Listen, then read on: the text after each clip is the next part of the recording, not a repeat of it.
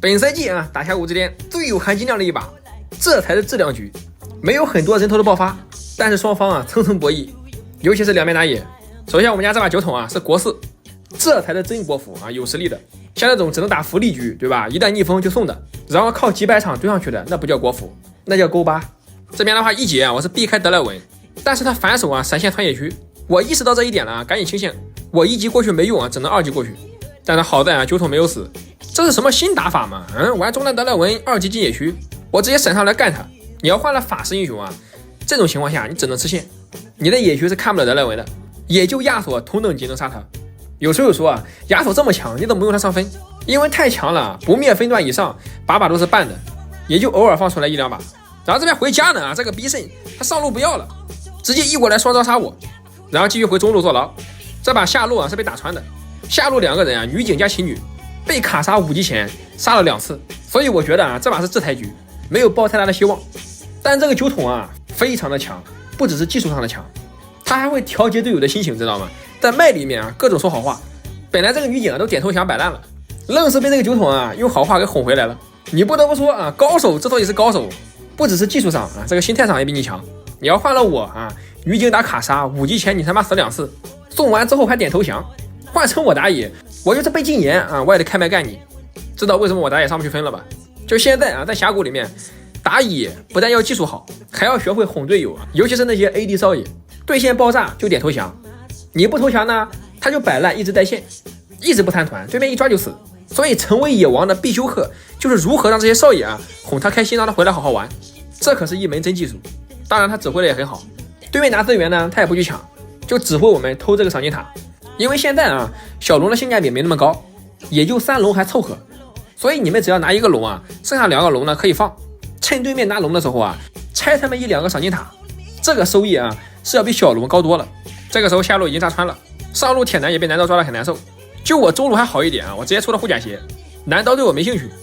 我预判德莱文往上走啊，结果他居然啊还行，打了个闪。这把装备的话我出的很奇怪，等一下再说啊，先看这个卡莎，下路给他送起来，就来中路很凶残啊，就把我给干死了。好，说回装备，因为这把对面没有 AP， 菜刀队我就没有多智慧默认，裸护甲鞋然后破败，但是破败的攻速不够，我就买了个小短剑，然后出神分，第3件大穿甲，然后把那个小短剑啊做成这个盾弓。至于最后一件巨石啊，是这个卡莎和风女的盾太厚了，我实在没办法我就做了。这就是根据对局情况啊选择合适的装备。但是现在啊能做到这一点的很少，就哪怕是传说局啊都有那种就是只看推荐的，知道吧？就现在我感觉啊联盟手游里面能根据对面的阵容选择合适装备能做到这一点的连10%都没有，大部分的玩家都是不看对面阵容的，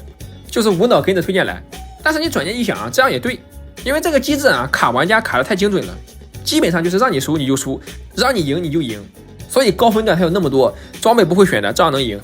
你像有些 AD 对吧，我跟他说多重伤，他不理我，我以为他是故意气我的，然后辅助反手一句啊 AD 多自抬，他回家立马就做了。难怪啊之前我让 AD 多护甲鞋他就是不出，原来是我喊错名称了。然后这边上路打起来了，我们赶紧啊支援过来，酒桶在麦里啊让我上，所以我直接推对棒啊干他，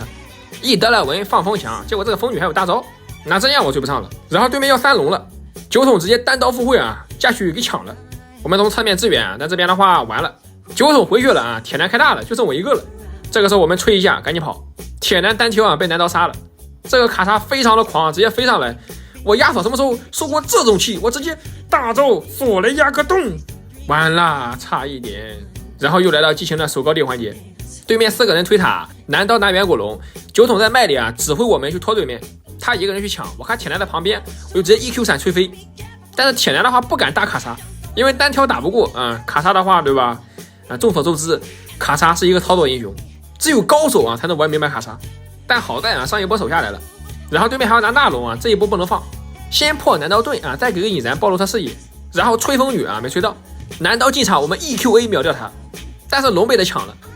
然后对面在下路推想一波，南刀复活没有来，这一波好机会，酒桶在麦里啊直接让我跟他闪现撞飞，我们跟上大招，再用风墙挡住德莱文。这一波啊对面的决策有点问题，南刀去单带偷塔了，让他4个队友啊在正面啊骑着霸王龙，只要我们强开，对面就是3个人，卡莎一被秒相当于2个人打我们5个，所以这一波就是南刀的问题。然后他这一波还浪死了，正好远古龙快刷了，先把边线处理好，然后对面3个人来抓我，九筒在麦里啊很慌张，让我赶紧走，他怕我浪死了。放心，我怎么会浪呢？我们直接 A 跳弹啊，再 E 这个蓝 buff 直接跑路，有虚线我也不会接啊，因为我很能忍。只有能忍耐的人才能玩好亚索。这远古龙一拿啊，这个局势的话扳回来了。大后期啊，26分钟，6神的女警加远古龙，对吧？你就是啊，对吧？你换谁来玩都乱杀。结果他草里回城啊，被卡莎 W 给锁了，飞过来就给秒了。依旧是我们帮他兜底，秒掉卡莎啊。我们这边的话残血，回头吸口血，男刀还在下面偷塔，我们赶紧回家。但是下路塔还是没了啊，但好在这个大龙是我们的。然后这个时候呢，九筒失误了，这一把他唯一的失误。他想单抓男刀，但是他忘了男刀有水银，还有圣人大招，所以关键的时候啊，他倒了，因为队友在中路，我在下面，他在麦里也没说跟着他，他一个人去，然后就没了。他在麦里啊疯狂道歉啊，我的。说实话啊，这把本来就是你带起来的，你就是送也没问题。至于这里啊，我为什么第一时间不回去呢？因为我必须得推，逼对面一个人回来守，我再利用大龙 buff 快速回城，这样正面的话，对面就没有人数优势。然后这个摄影的回城啊，6神的亚索满暴击加大招。你不会以为你很肉吧？这就是后期的亚索啊，纯肉的摄影啊，差点给他秒了。然后正面啊，女警终于站起来了，给这个卡莎爆头了，整整27分钟。你知道这27分钟我们是怎么过来的吗？抓住这波机会，骑龙一波，对面想挣扎，然后这个男刀隐身踩夹子了，我们一过来插死他，击飞摄影接大招，然后1Q 秒掉这个德莱文，再一过来一个 Q， 完美收割啊，结束游戏。这个赛季峡谷之巅我打了200多把，这种局也就2、3把，其他的啊全是日活折磨局，基本都是一边倒，一点意思都没有。